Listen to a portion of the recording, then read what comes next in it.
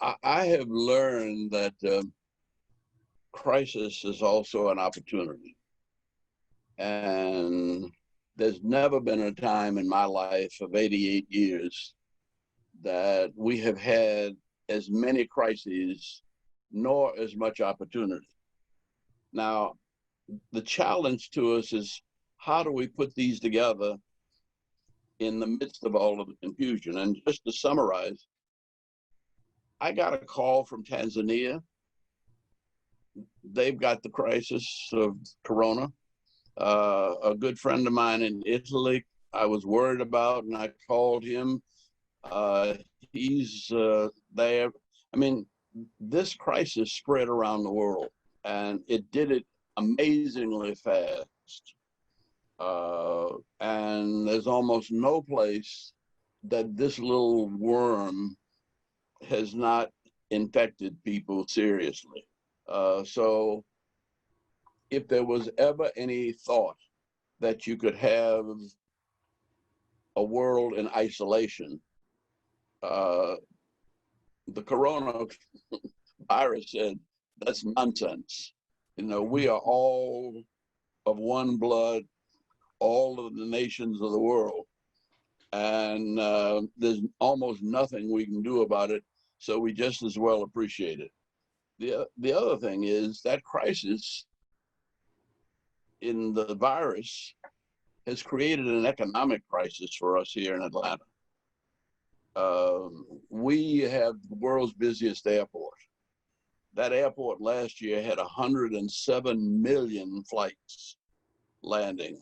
107 million passengers. We land 125 flights every hour.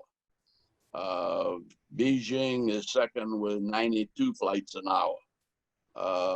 And so this year, because of the virus, we might not have but 30 or 40 million passengers coming through that airport. We'll be lucky to have that. That means that we've got an economic crisis, the likes of which we've never seen. And we haven't done anything bad, you know, to make it happen. This was not greed on the part of anybody.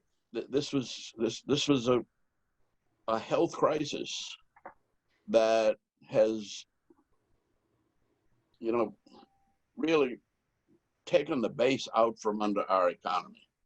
And then on top of that, maybe it's the sins of the fathers on the third and fourth generation. But I think Isaias was the ninth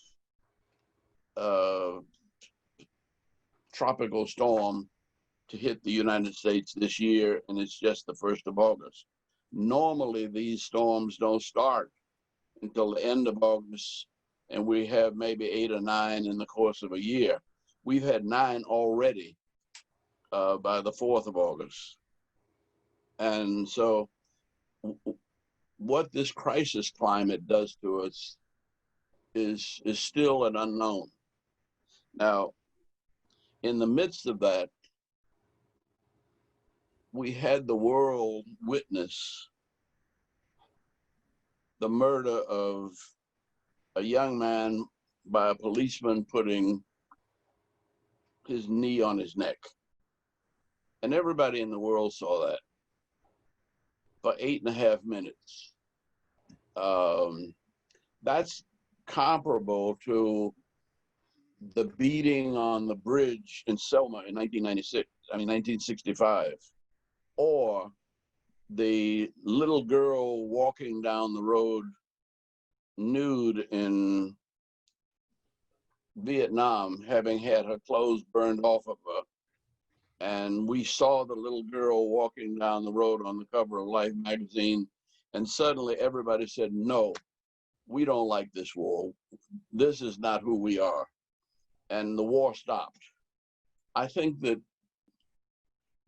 people said the same thing about voting rights when John Lewis and Hosea Williams and others, I had been given instructions not to lead the march, but to stay at the back of the line, because actually, the march was on the wrong day. It was a mistake. And the only reason Dr. King wasn't there was that it was the first Sunday and he was in his pulpit on the first Sundays always. But that was a leap year and we got it confused. But if that march had not been on the wrong day and Dr. King had been there, it never would have happened that way, because President Johnson would have had federal monitors and there would have been some element of restraint. So you never know what's shaping our history. It's very easy to get depressed when you're looking at the problems. But if you see the future moving faster than you think, you realize that these problems can become opportunities very quickly. Mm. And that all of the answers are present in the visions that are shared by the brightest and best amongst us. But we need a few moments to understand the problems in depth and to allow our technology to coalesce around our money and our ideas and our people to put the world back to work.